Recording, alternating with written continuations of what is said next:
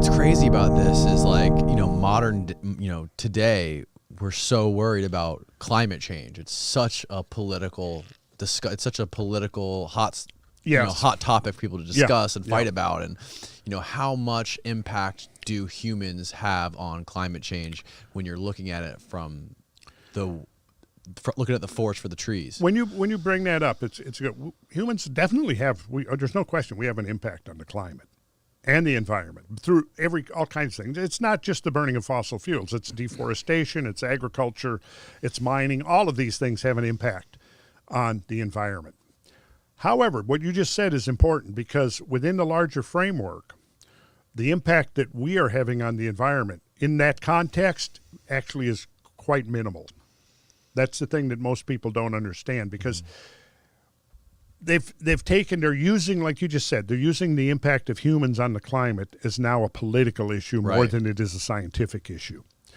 And if you look at, there's so many things. I mean, we could devote hours and hours to this discussion, and it needs to happen because, the typical response, mainstream media and the purveyors of this, the so-called climate crisis now, that if you question that or challenge it, you are now consigned to the category of climate change denier,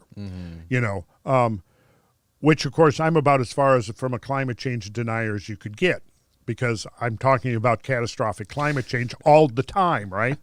Now, I do question the severity of human-caused climate change by releasing very much really a small part of the carbon dioxide that is locked up in the crust of the earth into the atmosphere. If we look at the long range, again, what's missing here is the big picture, the long range view, and that's what I try to do is I take the long range view. The period known as the Quaternary, which is the Pleistocene and the Holocene, the Pleistocene goes back to about 2.5 million years ago, but which is only a very short period of time when you'd say go back to the Precambrian times and actually the beginning of life on Earth, right? Within that period of time, the range of life on Earth, which includes the Paleozoic, the Mesozoic, and the Cenozoic, right? Mesozoic was the age of the dinosaurs, right? We all saw Jurassic Park, right? Mm-hmm. So Jurassic Park was the middle period of the Mesozoic, preceded by the Triassic and followed by the Jurassic, followed by the Cretaceous, right? And in fact, for people who are really into this, most of the dinosaurs that were in Jurassic Park were actually Cretaceous dinosaurs, by the way. But, really? Yeah, most of them were. But I don't know. Cretaceous Park doesn't have the same ring as Jurassic Park. No. So, I have some dinosaur slaying tools over there in the corner. I showed you earlier. I saw those. Yeah, I've been a little concerned here ever since I saw those. Like, what does he keep those in the corner for? But then I realized, you got Austin here, so. Yeah. Yeah. Austin will protect us. Yeah.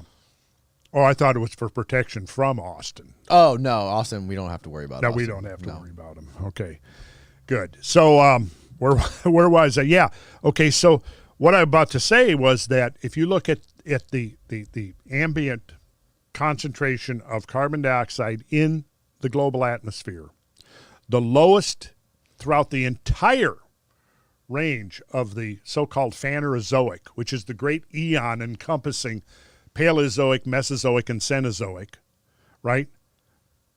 The Pleistocene and Holocene has been the lowest carbon dioxide has been in the history of life on Earth. And this lowering of carbon dioxide coincides with the onset of this oscillating cycle of glacial interglacial ages. Now, carbon dioxide has two primary functions within nature. On one hand, it is a greenhouse gas that can capture long wave thermal radiation emanating from the Earth, right? That has been absorbed from shortwave solar radiation impinging upon the Earth, being absorbed and then being re-emitted. Once it reaches saturation, it re-emits. So it's a greenhouse gas and an important one, right? It's also the fuel for photosynthesis. So it has a dual function within the natural order of things. Without carbon dioxide, there's no photosynthesis, right? Now, carbon dioxide typically, once it gets below 200 parts per million, it starts getting dangerously close to the point where photosynthesis will shut down. Photosynthesis begins to shut down between 150 and 180 parts per million. During the last so-called late glacial maximum, carbon dioxide concentrations reached as low as 180 parts per million. Now, no greenery. No greenery below that. I mean, the first plants that go are the so-called C3 plants, which is basically just describing a photosynthetic pathway. Most of our food crops are that category. Most of your weeds are C4, which means that they have been adapted to low carbon environments, right?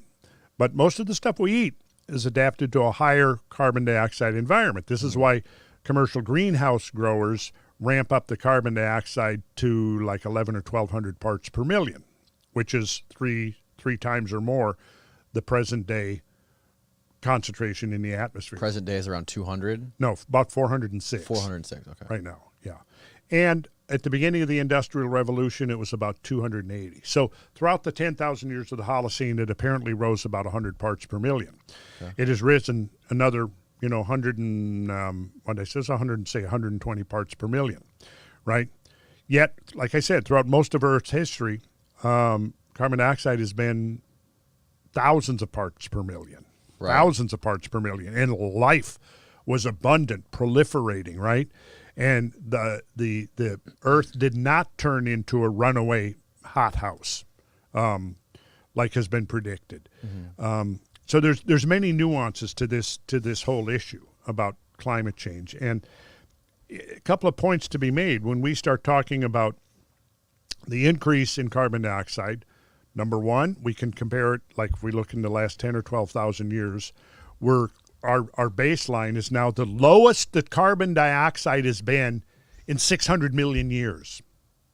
Okay, so and then as far as temperature change, there was a medieval warm period that was thoroughly recognized and admitted by the very first IPCC report that came out in 1992, but the follow-up by 1996, they had managed to erase the medieval warm period, because the medieval warm period, even in the graphs shown in the IPCC's first report of 1992, showed that the medieval warm period was warmer than the present, right? The modern warming.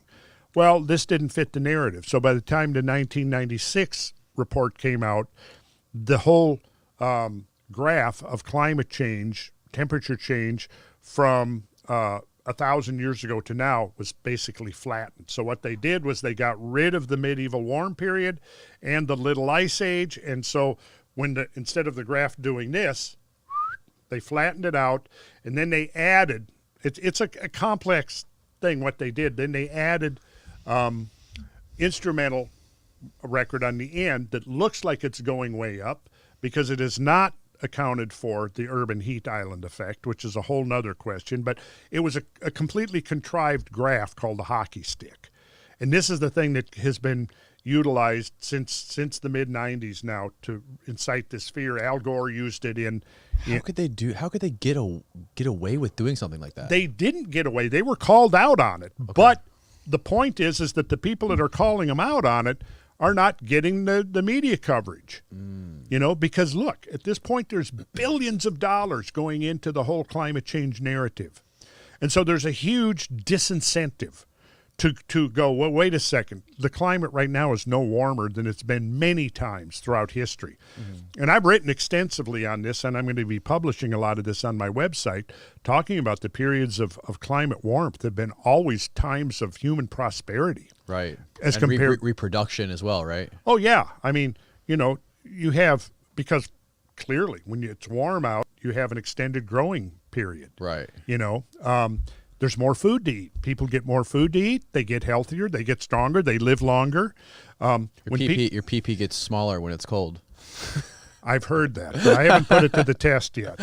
But I think it also happens when you get older, but I'm not sure. It's trust me, it's true. I jumped in my pool the other day. It was freezing. Was it? Yeah. Okay. Well, that's good to know. I'll keep that in mind. Stay out of cold pools.